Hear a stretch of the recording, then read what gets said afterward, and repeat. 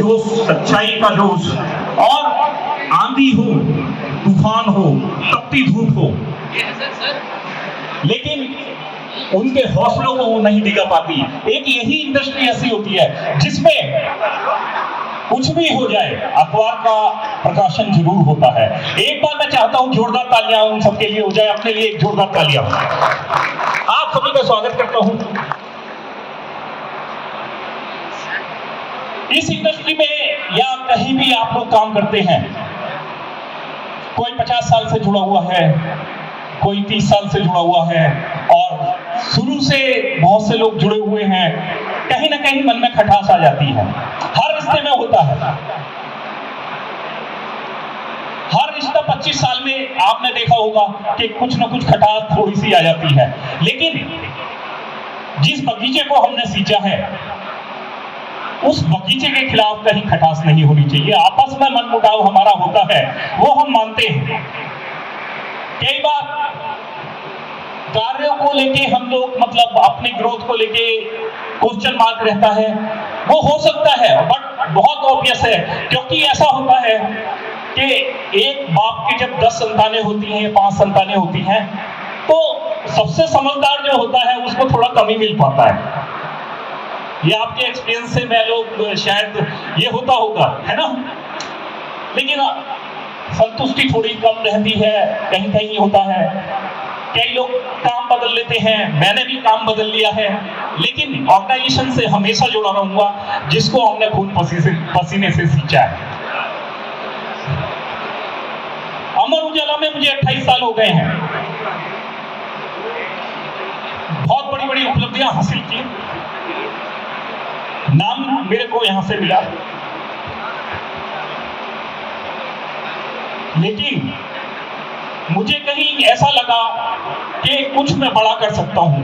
जो मैंने आप लोगों से सीखा उसे आगे बढ़ाने के लिए मेरे को कुछ चेंज करना पड़ा। ये मैं आपको भी नहीं रोकता हूं, नीरज जी ने अपना फील्ड चेंज किया, लेकिन जुड़ाव हमारा हमेशा रहेगा। मैंने फिर भी कहा था कि आप कुछ भी कर लोगे, लेकिन हमारा रिश्ता रहेगा। इसी तरीके से हम दूसरे फील्ड में भी जाएंगे तो हमारा रिश्ता उसी तरीके से रहेगा। ग्रोथ कैसे होगी या नए हॉरिजन कैसे खोल सकते हैं, हम उस पर हमेशा काम करते रहेंगे। कुछ नया सीखने के लिए मेरे को ये करना पड़ा, क्योंकि कहीं ना कहीं सब लोग ये मान के चल रहे हैं, नहीं यार ग्रोथ इसमें नहीं हो पा रही है, ग्रोथ नहीं हो पा रही है, थोड़ा सा हमें कुछ चेंज करना ही पड़ेगा, ग्रोथ होगी। आप इसका बिजनेस डेटा उठा के देखेंगे तो ग्रोथ है इसमें बहुत ज्यादा। क्योंकि अगर देखेंगे कोरोना में डिप आया है सबसे बड़ा इस इंडस्ट्री में। मैंने 100 साल का स्टडी किया इसका, और उससे तेजी से जो हम 2018 या 17 में हुआ करते थे ये इंडस्ट्री, उससे ऊपर ये पहुंच चुकी है, उससे ऊपर ये अचीव कर रही है, उससे ऊपर का प्रॉफिट कमा रही है, ज्यादातर प्रिंट मीडिया भी और इलेक्ट्रॉनिक्स मीडिया भी। प्रॉफिटेबिलिटी बढ़ गई है, लेकिन कहीं ना कहीं चैलेंज एक आया कि एडवर्टाइजिंग का, जिसकी वजह से रेट बढ़ाना पड़ा, एड का रेट बढ़ाना पड़ा।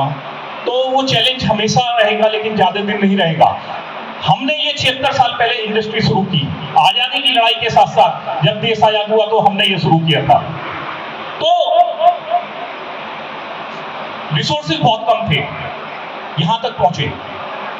अब तो सब कुछ आसान है, कोई नया आता है तो बाकी का तो एक्सपीरियंस होता है, बड़ा प्लेटफॉर्म उसके पास होता है खेलने के लिए। नया करना बहुत मुश्किल था, वो आप लोगों ने किया जो मेरे वरिष्ठ साथी यहाँ बैठे हैं। इसीलिए जाते जाते मैंने ये सोचा कि उन सबसे मिलके जाएंगे, उनका आशीर्वाद लेके जाएंगे।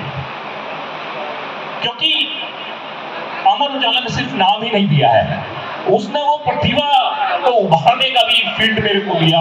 या आप सबको पास भी अपॉर्चुनिटी है जिससे आप नाम कमा सके, पैसा कमा सके, परिवार का हमारा इसी लेवल पे बना।